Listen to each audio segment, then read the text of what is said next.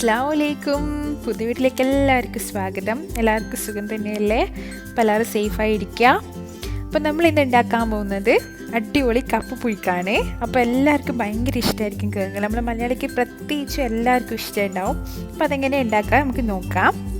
അപ്പോൾ ഇതിന് വേണ്ടി അപ്പോൾ ഇതുപോലെ ഞാനൊന്ന് കട്ട് ചെയ്ത് വെച്ചിട്ടുണ്ട്. അപ്പോൾ ചെറുങ്ങനായിട്ടൊന്നും കട്ട് ചെയ്യേണ്ട ആവശ്യമൊന്നുമില്ല. ഈ ഒരു വലുപ്പത്തിൽ കട്ട് ചെയ്താൽ മതി. കാരണം നമ്മളിത് വേവിക്കുന്നതാണല്ലോ. അപ്പോൾ ചെറുങ്ങനെയൊന്നും കട്ട് ചെയ്യേണ്ട ആവശ്യമില്ല.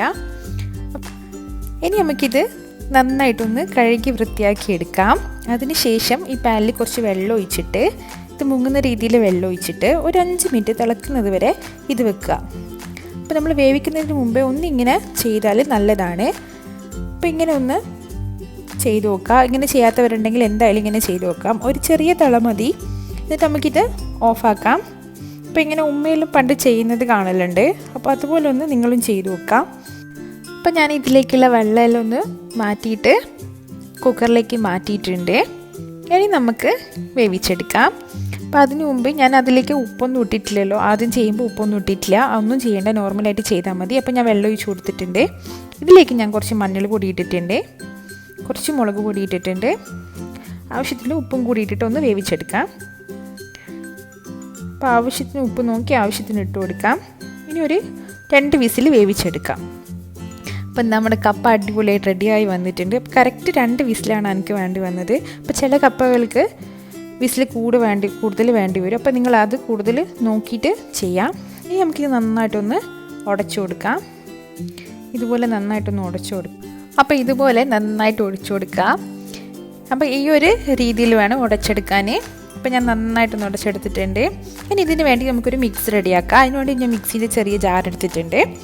അപ്പോൾ ഇതിലേക്ക് നമുക്ക് 1 കപ്പ് തേങ്ങ ഇട്ട് കൊടുക്കാം. 1 കപ്പ് തേങ്ങ എന്ന് വെച്ചാൽ ഞാൻ 2 കൈയാണ് എടുത്തത്. അതിലേക്ക് ഒരു ചെറിയ ഉള്ളീൻ്റെ പീസും കൂടി ഇട്ട് കൊടുക്കാം. 2 പച്ചമുളക് ഇട്ട് കൊടുക്കാം. അപ്പോൾ നിങ്ങൾക്ക് എത്ര എരിവാണ്ടുന്നത് പച്ചമുളക് കൂട്ടോ കുറക്കോ ചെയ്യാം. ഇപ്പം ഞാനിവിടെ 2 പച്ചമുളക് എടുത്തത്. ഇനി ഇതിലേക്ക് കുറച്ച് വെള്ളം കൂടി കൂട്ടിയിട്ട് ഒന്ന് അരച്ചെടുക്കാം.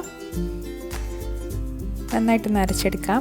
ഇതിലേക്ക് ഞാൻ വെളുത്തുള്ളി ഇടാൻ മറന്ന്. അപ്പോൾ 2 ചുള്ള വെളുത്തുള്ളിയും കൂടി ഇട്ടിട്ടുണ്ട്. ഇതൊന്നും കൂടി ഒന്ന് അരച്ചെടുക്കാം. നന്നായിട്ട് അരയേണ്ട ആവശ്യമൊന്നുമില്ല, ഒന്ന് ഒതുങ്ങി വന്നാൽ മതി. ഇനി ഇതിലേക്ക് നമ്മൾ ഈ അരപ്പൊന്ന് ഒഴിച്ചു കൊടുക്കാം. അപ്പോൾ ഇതിലേക്ക് ഞാൻ ബാക്കിയിൽ കുറച്ച് അരപ്പും കൂടി വെള്ളം വീത്തിയിട്ട് ഒഴിച്ചു കൊടുത്തിട്ടുണ്ട്. ഇത് നന്നായിട്ടൊന്ന് മിക്സ് ചെയ്തെടുക്കുക.